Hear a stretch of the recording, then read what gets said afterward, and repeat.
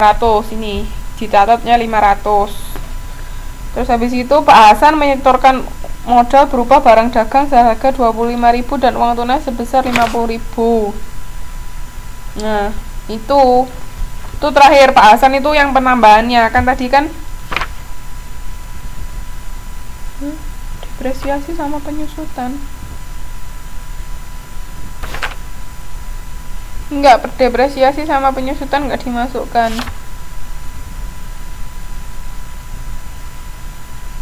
Ini Pak Hasan itu yang modul baru sampean. Yang sekutu baru itu menyetorkan barang dagang 25.000 sama uang tunai 50.000. Nah, ini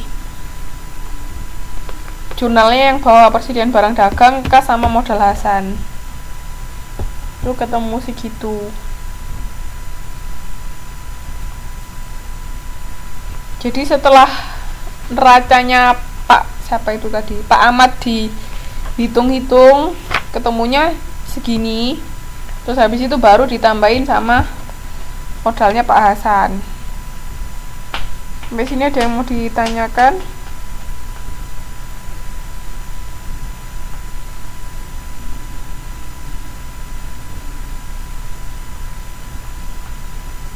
Ada yang mau ditanyakan?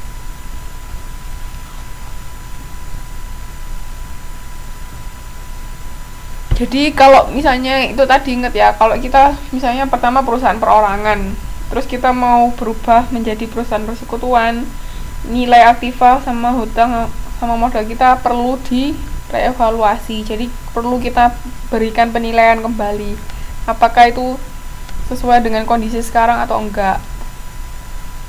Makanya itu harus dilakukan pencatatan ulang. Contohnya kayak begini. Sampai sini ada yang mau ditanyakan? Iya, perlu disesuaikan lagi.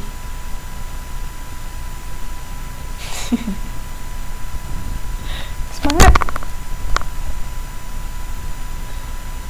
Betul, perlu disesuaikan lagi, oke? Yang mau ditanyakan? Soalnya akuntansi ini ada 12 modul loh, Mbak, buahnya. Sedangkan kita cuma ada 8 kali pertemuan. Dia harap maklum.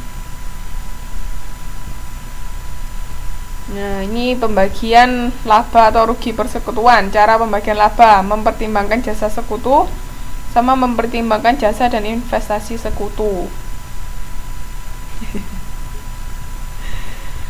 Jadi ingat, kalau persekutuan itu tergantung perjanjian awal. Nanti kita misalnya mau pembagian labanya gimana, tergantung investasi awal seberapa. Misalnya ada porsi 50-50, misalnya berdasarkan porsi awal investasi, ya berarti nanti pembagian labanya 50-50, atau berdasarkan jasa atau apa, tergantung perjanjian awal masing-masing. Dan kalau nggak ada keterangan apapun di soal, berarti itu dibagi sama rata, biasanya gitu ya. Andai kata nggak ada keterangan berdasarkan investasi awal atau berdasarkan jasa sekutu, berarti nanti dibagi sama rata. Oke, jangan lupa ya.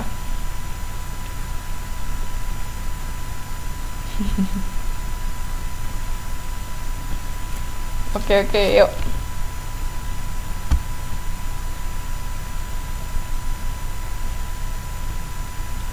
Nah, ini contohnya. Ini sekarang kita pembagian laba berdasarkan mempertimbangkan jasa sekutu. Laba bersih 12 juta, modal dan tunjangan Amir segitu. Jadi modal awalnya Amir 10 juta, modal awalnya Anto 15 juta. Terus tunjangan Amir 350.000 per bulan sama Anto 200.000 per bulan. Ini ya. Oke, silakan. Nah, jurnal untuk mencatat pembagian laba itu seperti ini. Ketemu ini tahu nggak dari mana?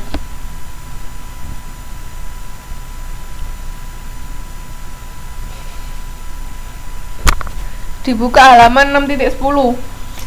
Yuk, dibuka halaman 6.10 yuk semua yuk.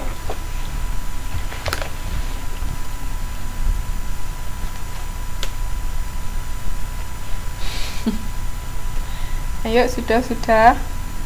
Dibuka halaman titik 610 ya. Kok titik 6, titik 10. Tadi kan lihat di soalnya. Tunjangan Amir kan 350.000 per bulan. Berarti ini harus kita kalikan 12. Harus kita kalikan 12 dulu. 350 kali 12 berapa? Itu ketemunya ini 4.200.000. Nah, sedangkan kalau tunjangannya Anto itu 200.000 per bulan. Berarti 200.000 kali 12. Itu ketemu 2.400.000. Nah, sisanya kan masih ada sisa. Itu dibagi 2. Karena apa? Karena nggak ada keterangan apa-apa lagi kan, maksudnya nanti sisa laba akan dibagi berdasarkan investasi kan, nggak ada keterangan seperti itu. Makanya sisa labanya dibagi rata. Oke. Ini sisa labanya kan tadi berarti 5.400.000 ya kan, karena 4.200.000 ditambah 2.400.000 sama dengan 6.600.000. Nah, 6.600.000 itu nanti dikurangkan dari 12 juta laba total, sisanya ketemu 5.400.000, itu dibagi rata, masing-masing dapat 2.700.000. makanya tuh totalnya ketemu masing-masing laba bersihnya Amir 6.900.000, laba bersihnya Anto 5.100.000, total ketemu semua 12 juta. Ini caranya. Langsung ikhtisar laba rugi. Kayak kemarin jurnal penutup tuh pakai ikhtisar laba rugi sama modal. Langsung masuk modal Amir 6.900.000, terus satunya masuk modal Anto 5.100.000. Sampai sini ada yang mau ditanyakan?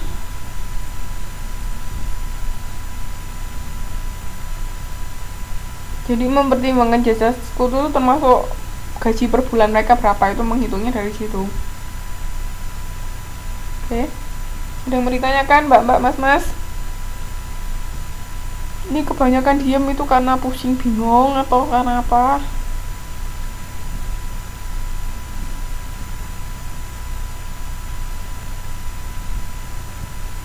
Ada yang mau ditanyakan lagi?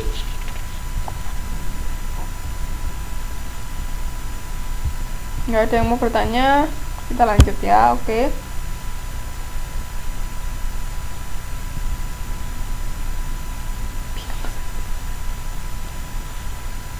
Oke. Nggak apa-apa, dipelajari pelan-pelan ya Mbak Sulastri ya.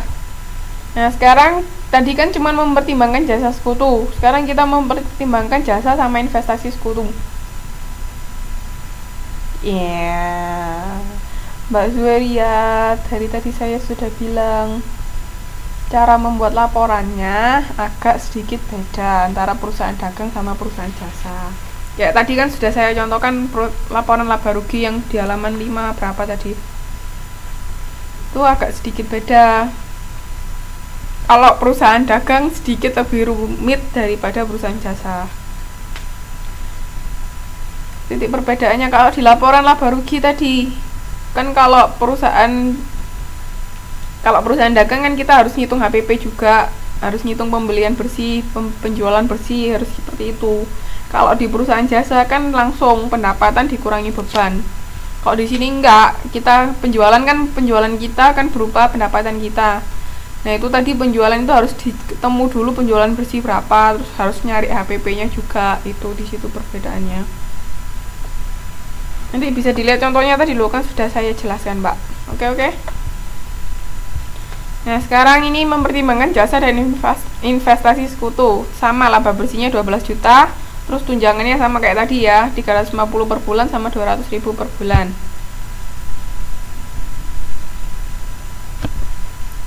Oke, sekarang kita lihat di halaman 611. Yuk dibuka halaman 611.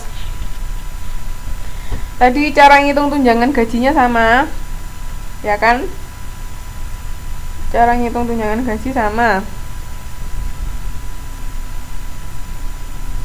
Bikin jasa investasi 20% dari saldo awal. Nah, ini di sini kan ada soal pada kasus di atas, selain Amir dan Anto memperoleh tunjangan gaji, mereka juga diberikan jasa investasi sebesar 20% dari saldo awal modal masing-masing. Nah, kita lihat saldo awal